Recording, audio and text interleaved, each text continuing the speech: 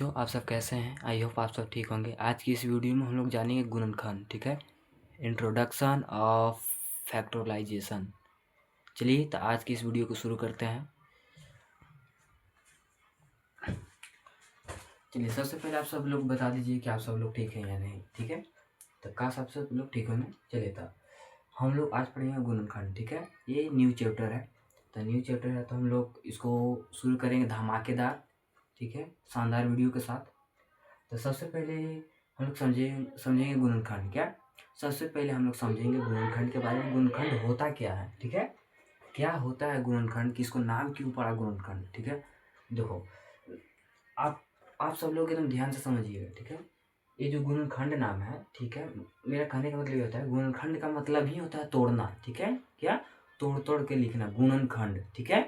जैसे अगर एग्जाम्पल बात करें यहाँ एग्जाम्पल के, ठीक है, 10 के गुणनखंड क्या होता है, ठीक है, मतलब 10 को तोड़ना है, ठीक है, मतलब ऐसा तोड़ना है कि गुना करने पर आ जाए 10, ठीक है। तो हम लोग गुना करेंगे, 1 गुना 2 गुना 5 करेंगे तो 10 आ जाएगा, ठीक है। क्या?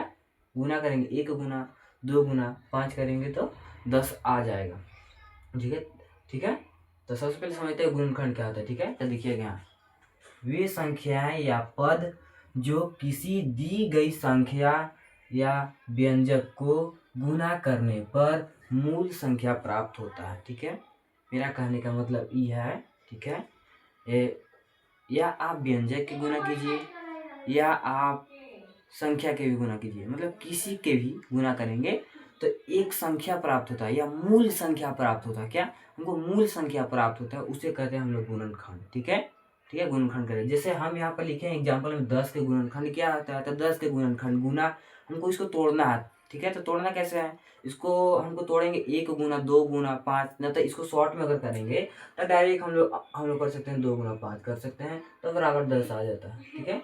अगर हम लोग डायरेक्ट के बनाएंगे तो 2 गुना 5 भी करेंगे तो 10 आ जाएगा, ठीक है। अगर और आपको मन है क्या बोलते हैं लेने का एग्जाम्पल, तो आप इसको ले लीजिए 12, ठीक है। अगर 12 हम लेंगे तो 12 को तोड़ना ऐसा है कि गुना करने पर हमको 12 ही है, ठीक है। मतलब 12 का गुणनखंड क्या हो जाएगा, तो हम गुना कर सकते हैं 6 गुने 2 करेंगे तो 12 आ जाएगा, 6 गुना 12। नहीं तो ऐसा भी और इसका होगा 4 गुना अगर 3 करेंगे तो 4 3 भी 12 हो जाएगा, मतलब इसका गुणनखंड क्या हो जाएगा, हो जाएगा 6 गुना 2 हो जाएगा, न तो इसका 4 गुने 3 होगा, ठीक है। मतलब गुणनखंड हो गया, ये हो गया आपका गुणनखंड, ठीक है।